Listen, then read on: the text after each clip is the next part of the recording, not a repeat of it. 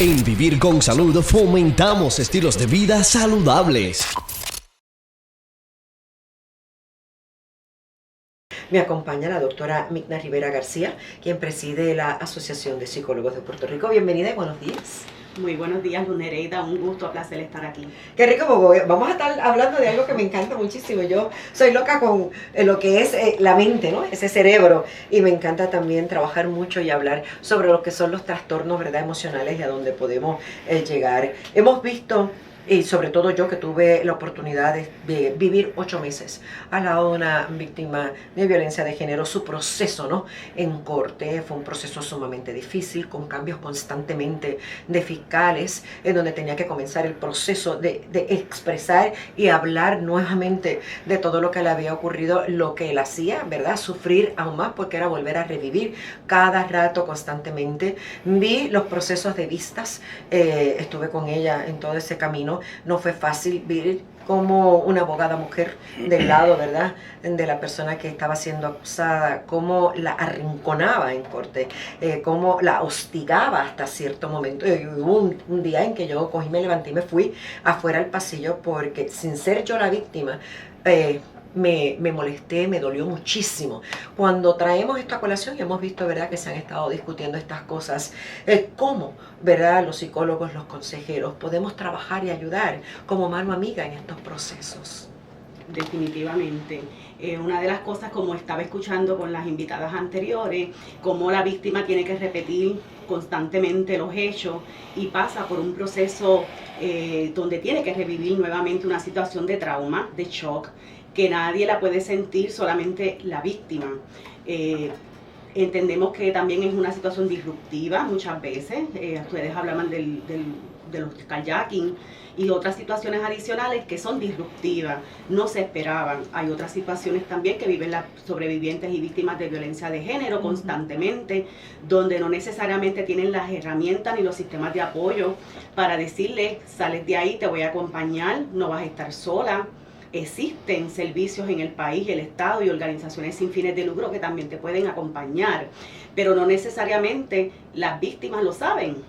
Y a pesar, ¿verdad?, de que en este momento histórico conocemos, ¿verdad?, que hay unas iniciativas del Estado, etcétera, pero hablamos de situaciones que conocemos en el tiempo. Doctora, yo le voy a ser bien franca. El gobierno podrá decir, y lo voy a decir por la experiencia, ¿verdad?, que uno tiene en la cobertura de estos casos, de que ellos tienen infinidad de ayudas, infinidad de programas y de aquí y de allá.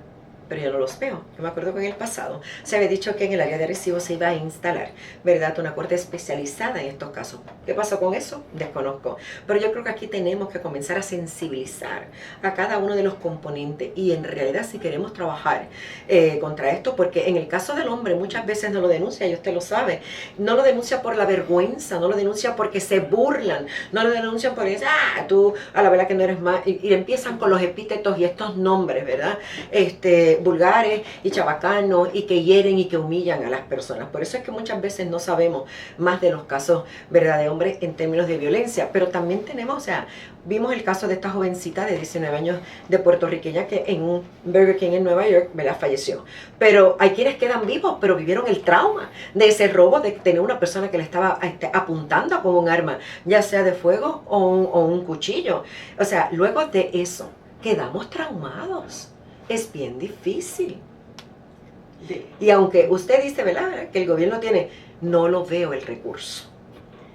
Bueno, una de las cosas que tiene que ocurrir es que el Estado debe tener constantemente lo que son las campañas educativas. Aquí viene un pico por alguna situación en un momento dado y esos picos vemos que el gobierno se esfuerza, vemos una intención y una acción, ¿verdad?, por parte de las agencias. Sin embargo, por ejemplo, lo que es la prevención de la violencia de género, por decir una de las situaciones, debe ser constante porque la violencia de género está arraigada a nuestra cultura y es algo que las relaciones de poder entre hombres y mujeres es algo que está ahí porque es cultural, es social y muchas veces lo que la violencia se normaliza. Así que lo que es la escuela, ¿verdad?, como centro de formación, la familia, las iglesias como un ente social también, todos y todos tenemos que trabajar en contra de la violencia de género y otras violencias. No puede ser porque hubo un despunte y una situación particular que el Estado se preocupa. Ahora mismo tenemos el estado de emergencia para trabajar con la violencia de género, así que muchas organizaciones sin fines de lucro, incluyendo obviamente la Asociación de Psicología de Puerto Rico, estamos trabajando y accionando, pero no puede ser en un momento dado, tiene que ser constante porque vivimos en una sociedad patriarcal y machista, y eso es lo que hay que atacar. Ya conocemos lo del asunto de la perspectiva de género, de cómo se puede implementar, y entonces esto nos trae pasiones en ciertos sectores de la sociedad, y entonces no terminamos ni trabajamos con los asuntos que tenemos que atender. Es que yo creo, doctora, que creamos o no en alguna filosofía, creamos o no en Cristo, seamos cristianos, tenemos que despojarnos de eso y vivir las realidades. Tenemos que atajar los problemas que tiene nuestra sociedad de otra manera. No es que no le enseñemos, ¿verdad?, a nuestros niños desde pequeños a tener una fe en algo, a creer en algo, pero eso no quiere decir que yo tengo que dejar de hacer, porque creo en esto. No, tenemos que seguir ayudando, tenemos que seguir, y si somos en realidad buenos cristianos, tenemos que despojarnos de eso y abrir nuestro corazón para poder ayudar a las personas. Y definitivamente sabemos que los procesos, ¿verdad?, de ayudas emocionales son procesos que no son de la noche a la mañana. Algunas personas podrán mejorar en un tiempo más corto, algunas tardarán más. Todo depende de los traumas, ¿verdad?, que le haya creado esas situaciones. Correcto. Depende de las herramientas cognitivas, ¿verdad?, que tenga la persona y emocionalmente para trabajar con eso en búsqueda de una solución de problemas. Pero también las víctimas, como sabemos, se cansan y comienza entonces un afrontamiento de evitación de que las cosas no van a mejorar. Al otro día vimos, ¿verdad?, a una sobreviviente víctima en el tribunal diciendo: ya me cansé del sistema, no regreso más aquí. Así que estamos hablando que esa conducta de evitación es porque se sienten frustradas o frustrados porque el sistema no cambia. Es todo un sistema contra, como decías, contra un sistema machista. Correcto. Y entonces puede ser que la víctima se sienta que ese acompañamiento de la fiscalía no necesariamente está ahí, esa empatía. Y como decíamos, hay procesos que nosotros no somos abogados ni abogadas, ni estamos dentro, que entendemos que debe haber una sensibilidad por parte del sistema. Y yo sé que se ha trabajado hacia eso. Por ejemplo, el acompañamiento a las víctimas sobrevivientes de violencia de género, por ejemplo, son cambios que el sistema ha llevado a cabo, pero no han sido suficientes. Decías lo de las salas especializadas, sabemos que hay una en Bayamón, una en San Juan, pero los esfuerzos del Estado no han sido suficientes. Sabemos que el Poder Judicial ha estado también adiestrando a los jueces y a las juezas. El Departamento de Justicia ha estado también concienciando a los fiscales y las fiscales en estos temas, y pues no ha sido suficiente, pero tenemos que tener una intención coordinada, integrada y comprensiva del problema de la violencia en el país. En algún momento a la Asociación de Psicólogos se le ha pedido ayuda, se le ha pedido colaboración, se les ha pedido que ustedes estén ahí, porque le voy a ser bien franca, definitivamente la psicoterapia en personas que han pasado por cualquier tipo de violencia o por cualquier tipo de situación en donde su vida se haya visto en peligro, es tan importante buscar esa ayuda. Usted no sabe lo bien que le va a ir después y sobre todo que va a poder levantarse y continuar su vida. Pero tenemos que buscar esa ayuda.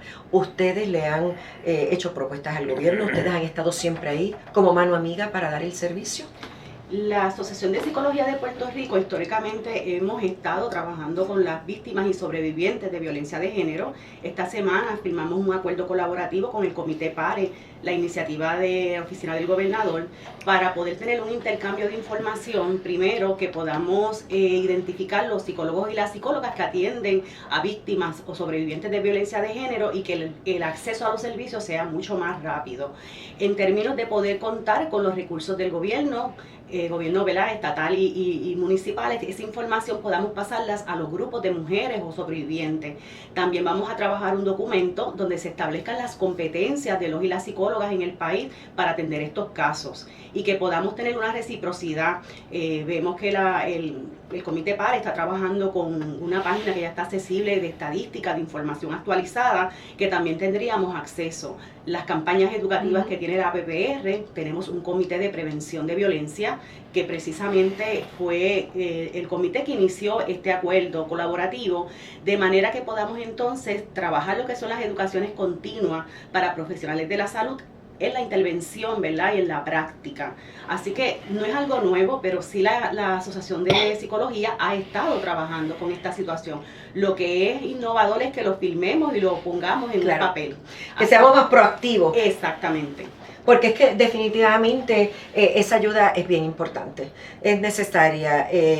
Aunque el gobierno diga, ¿verdad?, que tiene el acompañamiento de aquí y de allá, por el caso que yo estuve 8 meses cubriendo, ella tuvo que hacer una exhortación pública para que la Oficina de Procuraduría de la Mujer la escuchara, y es ahí entonces, la ayuda psicológica la buscó ella aparte, porque yo le dije, tienes que empezar a buscar, y la buscó, está todavía, después que el caso finalizó, continúa, ¿verdad?, con su psicóloga, porque todavía tenemos que fortalecernos un poco más. Estos no son procesos que, como bien dije, que se atajan en 1 mes, en 2 meses. A veces son procesos que tardan 1 año, año y medio, ¿verdad? Todo depende de lo maltrecha que puedan estar esas víctimas, independientemente del género que ocupen. Y así que yo creo que bueno que vayan a firmar eso, que bueno que veamos, ¿verdad?, mucha proacción. Yo en la sala, esas especializadas, yo a la verdad que les soy honesta, como ven, vuelvo y le digo, el cambia de fiscales, el cambia de esto, el permitir que los abogados del otro lado sean muy humillantes con las víctimas, y eso lo vi yo en sala por 8 meses, me parece a mí, sobre todo en ese tribunal de Caguas. Lamentablemente allí los procesos son sumamente cuesta arriba y difíciles. No vi ninguna empatía, no vi absolutamente nada, ni vi psicólogos, ni vi absolutamente nada que el sistema proveyera a las víctimas. Y lo que escuché cubriendo el caso de esta persona es que las quejas, todos los días que me veían allí con una cámara y un micrófono, eran las mismas. Y me duele en el alma, porque yo sé lo que es, yo estuve en ese zapato en el pasado, yo sé lo que es vivir con temor de que seas asesinada todos los días, yo lo sé, y las comprendo y las entiendo, pero tenemos que ayudar y tenemos que sensibilizarnos y tenemos que trabajar con estas personas, porque la verdad es que quedan muy maltrechas. Las víctimas y sobrevivientes de violencia y otras violencias necesitan ser empoderadas, apoderadas y apoderadas en términos de su conocimiento sobre su autoestima, fortalecimiento, ¿verdad? De que puedan ver que hay opciones, que puedan ver de una manera clara cuáles son las opciones en la mesa, no necesariamente un proceso ¿verdad?, judicial en el momento, enfrentarlo. Muchas veces las mujeres necesitan ese proceso de ayuda, de entendimiento, de apoderamiento, para entonces poder ejercer ese proceso en el tribunal. Y a veces llegan ellas sin los recursos, como decía, los recursos de apoyo, que puede ser una amiga, puede ser una organización que la acompañe, un abogado, una abogada que entienda su situación, y también el apoyo moral de la familia, ¿verdad?, de otros recursos, porque muchas de las víctimas se encuentran que tampoco tienen el apoyo moral, ni de sus instituciones sociales, ¿verdad?, las que hemos mencionado ya. Se quedan solitas. Exactamente, y los discursos que reciben las mujeres y otras personas en relación a cómo manejan sus situaciones. Se espera que usted se case y que eso sea para toda la vida. Si ese es el discurso que tiene la víctima o sobreviviente de violencia, de permanecer en una relación, pues cómo entonces enfrenta ese proceso, porque yo aprendí y lo tengo muy arraigado en mi mente, de que es para toda la vida. Y como yo acercarme a un proceso de denunciar a mi pareja, puedo estar incurriendo en romper un mandato divino. Así que son muchas situaciones, requerimos que todas y todos estemos en la misma página, y que la violencia no es tolerable, no se puede normalizar. Por eso la atención de estos casos psicológicamente es muy importante. Y que muchas veces sí es el hombre el que se ve como víctima, ¿verdad? Esa mujer también necesita, o sea, aquí muchas veces no es meramente la víctima que sufre el maltrato, o que sufrió el robo, o que le apuntaron, ¿verdad?, con una pistola. Es también, o sea, del otro lado, esas personas que están, ¿verdad?, en esa mente de que dicen, te amo, pero te voy a hacer daño, o pues tengo que matar, o tengo que para lograr esto. O sea, son personas que también requieren de ayuda, y el sistema tiene que proveer para el uno y para el otro, porque también son personas que están afectadas. ¿Cuántos de nuestros jóvenes que están ahora mismo, verdad, en instituciones juveniles, son niños que vienen con una serie de problemas, son niños que vienen con una serie de situaciones que en la adolescencia explotan, verdad? Y entonces, si queremos que sean el día de mañana personas personas de bien, tenemos que ayudarlos. O sea, tenemos que trabajar de alguna manera mucho más fuerte y vigoroso para trabajar las emociones. El mundo está convulso. Puerto Rico no es la excepción. Y Puerto Rico tiene un problema emocional muy grande, demasiado. Nosotros venimos enfermos hace más de 2 décadas y no estamos haciendo nada. No digo que su organización no, digo el gobierno, en términos de nuestra salud mental.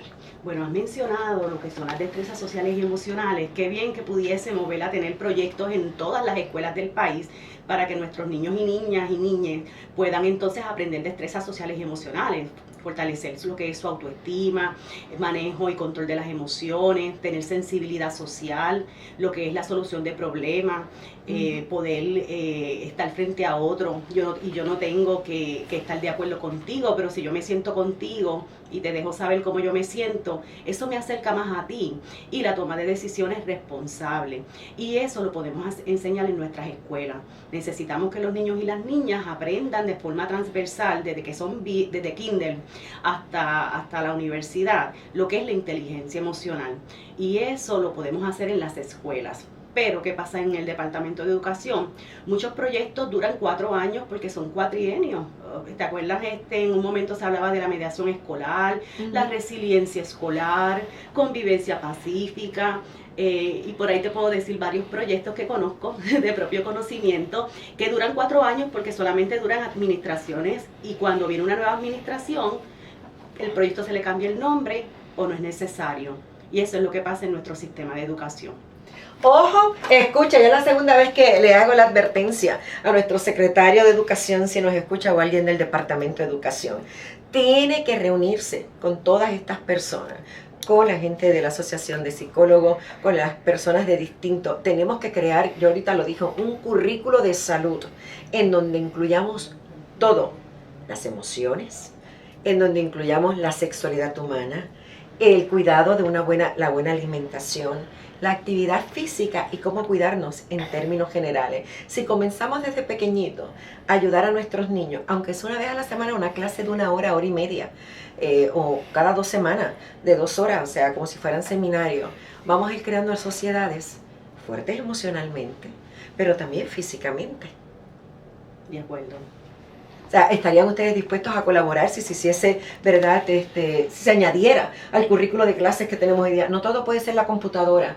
Este tipo de cursos en nuestras escuelas, desde pequeñitos hasta escuela superior. Claro, la Asociación de Psicología, como asesores, contamos con los recursos y todas las especialidades de la psicología para atender precisamente y mejorar la calidad de vida del pueblo puertorriqueño. Así que nosotros contamos, ¿verdad?, con los recursos, y obviamente somos expertos y expertas en la conducta humana.